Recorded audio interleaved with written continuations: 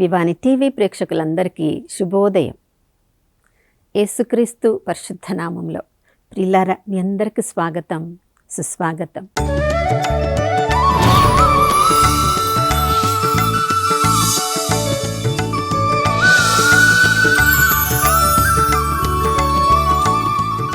గడిచిన కాలమంతా మనందరినీ కాపాడిన ఆ దేవాతి దేవునికి పూర్ణ హృదయంతో, పూర్ణ ఆత్మతో, పూర్ణ శక్తితో వందనాలు తెలియచేద్దాం. ఈ నూతన ఉదయంలో కూడా నమ్మదగిన దేవుడు, విశ్వసనీయుడు, తన నూతన ప్రేమను, కరుణను, కటాక్షాన్ని మనందరిపై కుమ్మరించారు. ప్రియులారా, నమ్మదగిన దేవుడు, వాగ్దానం ఇచ్చిన దేవుడు, వాగ్దానాన్ని నిలబెట్టుకునే దేవుడు. విలాపగీతములు 3వ అధ్యాయము 22, 23 వచనాలలో ఈ వాగ్దానం ఇచ్చిన దేవుడు ఆయన విశ్వసనీయుడైన దేవుడు. కాబట్టి ఈరోజు మనము ఆ దేవుని ప్రేమను మనము అనుభవించినా లేకపోయినా ఆ దేవుడు మాత్రము తన వాగ్దానం ప్రకారం నూతన ప్రేమను, కరుణను మనందరిపై కుమ్మరిస్తూ ఉన్నారు. నా ప్రియ సహోదర సహోదరి, గడిచిన కాలంలో, గడిచిన దినంలో నేత్రాస, శరీరాస, జీవపు డంబము వంటి ఈ లోక ఆశల వైపు మనల్ని లాగుకొని పోతున్న ఆ సైతాను కుయుక్తులలో పడిపోయి పాపంలో మనం బంధింపబడి ఉన్నామేమో. ఒక్కొక్కసారి మన జీవితమును మనం చూసుకున్నప్పుడు మన జీవితము మనకి విరక్తి పుట్టేలా, అసహ్యాన్ని కలిగించేదలా మన జీవితం ఉందేమో. సైతానుకు లోబడి, సైతాను కుయుక్తులకు మనము మోసపోయినప్పుడు ఆది నుండి పాపములలో జీవిస్తున్న, పాపానికి మనల్ని దాసులు చేస్తున్న సైతాను, అతడు ఆది నుండి కూడా మనల్ని మోసపుచ్చుతూనే ఉన్నాడు. ప్రియులారా, యోహాను రాసిన మొదటి లేఖ 3వ అధ్యాయం 8వ వచనంలో మనం చదువుతున్నాం. ఆది నుండి సైతాను అతడు మోసపుచ్చుతూనే ఉన్నాడు. మనం దేవుని రూపంలో సృజింపబడ్డాము, దేవుని అధికారంతో ఈ లోకంలోనికి వచ్చాము. దేవుని అధికారాన్ని ఈ లోకంలో మనం చూపించడానికి దేవుని రూపములో, దేవుని ఆకృతిలో, దేవుని శక్తితో ఈ లోకంలోనికి సృజింపబడిన మనము ప్రియులారా, ఆదిలోనే మన ఆది తల్లిదండ్రులు సైతాను మాటలకు లోబడి మోసపోయినప్పుడు చూడండి, దేవుడు తమకు ఇచ్చిన అధికారాన్ని కోల్పోయారు. ఆదికాండం 3వ అధ్యాయంలో మనం చదువుతున్నాం. ప్రియులారా, అప్పటి నుంచి కూడా దేవుడు ఎంత పాపాన్ని అసహించుకుంటున్నాడో, దేవుని రూపంలో సృజింపబడిన మనము కూడా ఆ పాపాన్ని అంతగా అసహించుకోవాలి.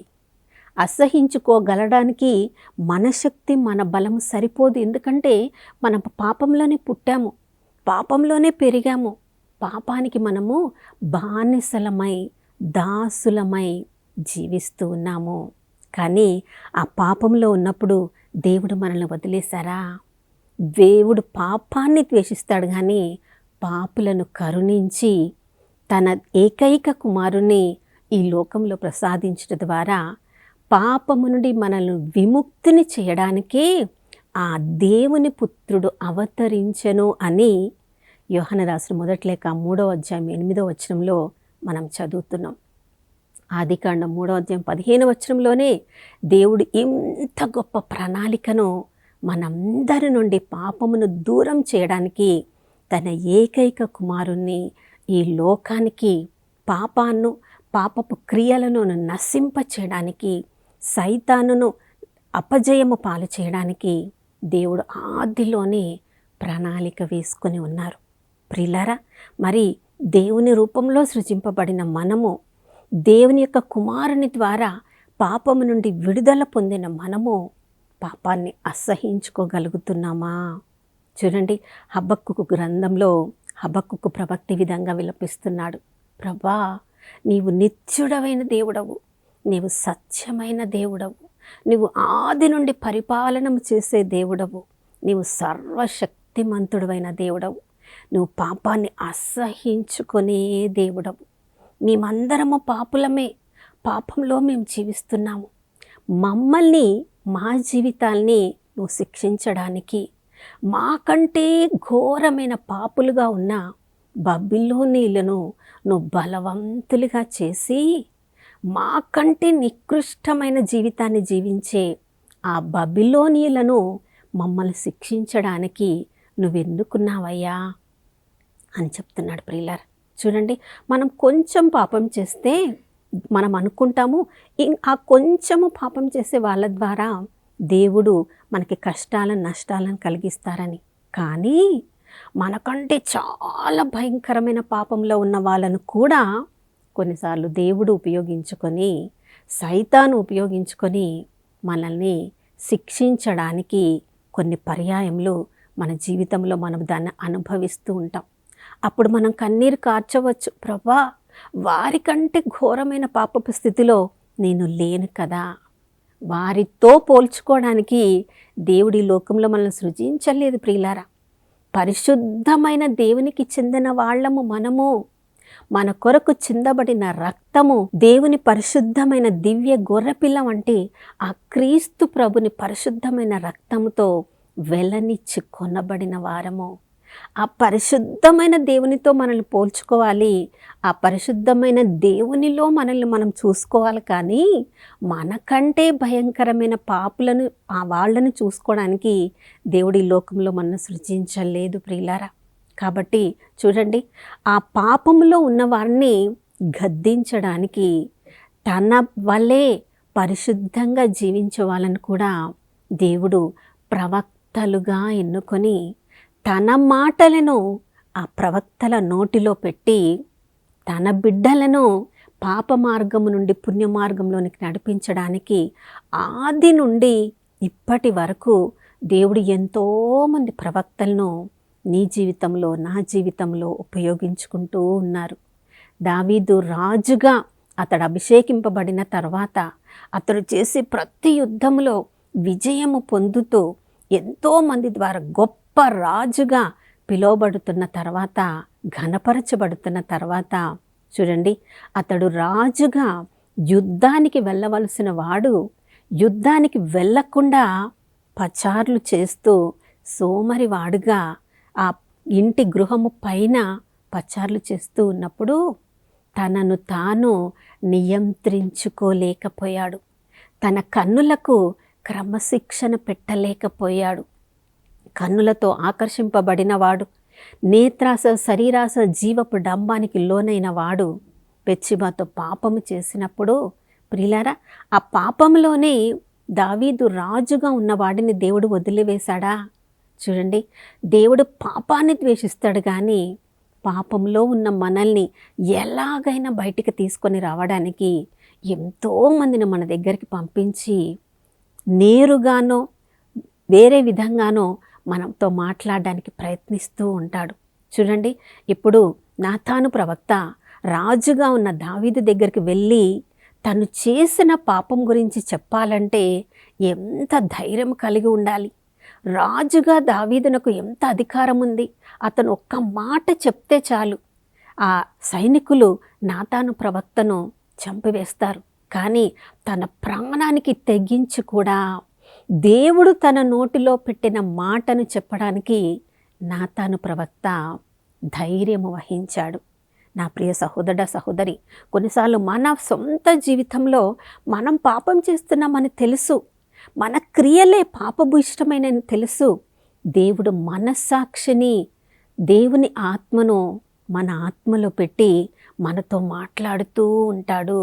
నీవు చేస్తున్నది పాపం, నీవు చూస్తున్నది పాపం, నీ జీవితం పాపం, నీ జీవితాన్ని సరిచేసుకో అని మనలో ఉన్న పరిశుద్ధాత్మ దేవుడు మనస్సాక్షి ద్వారా, మనలో పెట్టిన దీపము ద్వారా మన జీవితాన్ని సరిచేయాలని ప్రయత్నిస్తూ ఉన్నప్పుడు ఎన్నిసార్లు ఆ మనస్సాక్షి యొక్క స్వరాన్ని మనం వినగలుగుతున్నాం, ఆ మనస్సాక్షికి విధేయించగలుగుతున్నాం, మన జీవితాన్ని స్వీయ పరిశీలన చేసుకోగలుగుతున్నాం. ప్రియులారా, దేవుడు ఎంతమంది ప్రవక్తల్ని పంపించినా, మన యొక్క మనస్సాక్షి ద్వారా మనతో మాట్లాడినా ఆ స్వరాన్ని వినగలిగితేనే, ఆ స్వరాన్ని విధేయించగలిగితేనే పాపముని మనము ద్వేషించగలమో? చూడండి, నాతాను ప్రవక్త వచ్చి దావీదు రాజుతో మాట్లాడుతున్నప్పుడు దావీదు రాజు నాతాను ప్రవక్తకు విధేయించాడు. ఆయన స్వరాన్ని విన్నాడు, తన పాపాన్ని ఒప్పుకున్నాడు, తన పాపానికి ప్రాయశ్చిత్తపడ్డాడు. తను చేసిన పాపాన్ని ఒప్పుకొని ఆ నాతాను ప్రవక్త ద్వారా తాను క్షమించమని అడిగాడు. కాబట్టే తను చివరి వరకు కూడా దేవుని యొక్క అభిషేకాన్ని తను కోల్పోకుండా ఉండగలిగాడు. పాపం చేసిన ప్రతిసారి 51వ కీర్తనలో మనం చదువుతున్నాం, ప్రవ్వా నాలో నిర్మల హృదయాన్ని నువ్వు స్థిరపరచయ్యా, నాలో రక్షణ ఆనందాన్ని మరొకసారి నేను అనుభవించడానికి నాకు కృపను దయచేయ్యా. ఈ పాపంలో నేను పడిపోయి నీ యొక్క సంతోషాన్ని ఆనందాన్ని నేను కోల్పోయాను ప్రవ్వా అని ప్రాయశ్చిత్త ప్రార్థన చేసిన ప్రతిసారి, పాపాన్ని ద్వేషించిన ప్రతిసారి పరిశుద్ధాత్మ దేవుడు ఆ దేవుని యొక్క కృప అనుగ్రహము ద్వారా తిరిగి మనల్ని పరిశుద్ధులంగా చేస్తున్నాడు. కొరింథీయులకు రాసిన మొదటి లేఖ 1వ అధ్యాయం 30వ వచనంలో మనం చదువుతున్నాం, ఆ యేసుక్రీస్తు ప్రభుల వారి పరిశుద్ధ రక్తం ద్వారా శుద్ధి చేయబడిన మనము ప్రియులారా విశ్వసించగలిగితే చాలు. మన సొంత శక్తి ద్వారా మనం పరిశుద్ధులంగా ఈ లోకంలో జీవించలేము. మన శక్తి మనకు సరిపోదు ప్రియులారా. కానీ యేసు ప్రభువు నా కొరకు జన్మించారు, నా కొరకు జీవించారు, నా కొరకు మరణించారు, నా కొరకు పునరుత్థానమయ్యారు. ఆ క్రీస్తు ప్రభువు నాపై కుమ్మరించిన ఆ అనుగ్రహము ద్వారా నేనిప్పుడు పరిశుద్ధంగా జీవించగలను, నీతిమంతులంగా జీవించగలము, మహిమకరంగా ఈ లోకంలో జీవించగలను అని ఎవరెవరు ఆ దేవుని యొక్క కృప అనుగ్రహాన్ని నేను పొందాను అని విశ్వసిస్తారో ప్రియులారా, వారందరూ కూడా పాపాన్ని ద్వేషించగలరు. పాపంలో ఉన్న వాళ్ళని ఒక్కరినైనా పాపంలో కొట్టుమిట్టాడుతున్నాని బయటకు తీసుకొని రావడానికి ప్రయత్నించగలరు. యూదా తన ప్రవక్తలో రాస్తున్నాడు, ఎంతోమంది పాపంలో ఈ లోకంలో కొట్టుకొని పోతున్నారు, ఒక్కరినైనా ఆ పాపపు గోతి నుంచి మనం బయటికి లాగగలిగితే పరలోకంలో గొప్ప పండుగ ఈరోజు మనం చూడగలం. ప్రియులారా, లూకా సువార్తలు 15వ అధ్యాయంలో మనం చదువుతున్నాం, ఒక్కడు పాపము నుండి పశ్చాత్తాపడి దేవుని వైపుకు తిరగలిగితే పరలోకంలో దేవుని దూతలు పండుగ చేసుకుంటారంట. మరి మన వలన ఆ పండుగ ఈరోజు పరలోకంలో ఎందుకు జరగకూడదు? మనలో ఉన్న పాపాన్ని అసహించుకుంటున్నాము, కానీ మన శక్తి ద్వారా ఆ పాపం నుండి నేను బయటకు రాలేను అని మనం అనుకున్నంత వరకు సైతాను మనల్ని మోసగిస్తూనే ఉంటాడు ప్రియులారా. కానీ యేసుక్రీస్తు ప్రభుల వారు దేవుని కుమారుడు ఆ పాపాన్ని అంతము చేయడానికి, సైతాను క్రియలను అంతము చేయడానికి ఈ లోకంలో నా కొరకు తన ప్రాణాన్ని అప్పగించారని ఎవరెవరు విశ్వసిస్తున్నారో వారందరికీ కూడా పాపము నుండి, సైతాను నుండి, ఈ లోక ఆశల నుండి దేవుడు విముక్తిని ప్రసాదించగలరు. నా ప్రియ సహోదరుడ సహోదరి, ఈ ఉదయకాలంలో మనందరి జీవితాలను మనం చూసుకున్నప్పుడు అవి మనకి పాపభూయిష్టంగానే కనిపిస్తూ ఉండవచ్చు. కానీ మరొక ఉన్నత మెట్టులోనికి, ధ్యాన జీవితంలోనికి వాక్యాన్ని ఉదయకాలం మనం చదివినప్పుడు యేసుక్రీస్తు ప్రభుల వారు వాక్యము ద్వారా నా కొరకే ఈ లోకంలోనికి వచ్చారు, ఆయన పరిశుద్ధమైన రక్తం ద్వారా, ఆయన కృప అనుగ్రహము ద్వారా నేను ఈ లోకంలో ఈరోజు పరిశుద్ధంగా జీవించగలను, నీతిమంతుడిగా జీవించగలను, మహిమకరంగా నేను జీవించగలను ఎవరెవరైతే విశ్వసిస్తున్నారో వారందరినీ కూడా తన నీతి వస్త్రాన్ని ప్రభు ఈరోజు మనందరి మీద కుమ్మరించారు. నా ప్రియ సహోదర సహోదరి, నీతిమంతంగా జీవించడానికి పిలువబడిన వారం మనమందరము నూతన అభిషేకంతో మరొకసారి తన కృపా అనుగ్రహాన్ని మనందరి మీద కుమ్మరించమని ప్రార్థించుకుందాం. నాతో కలిసి ప్రార్థించండి.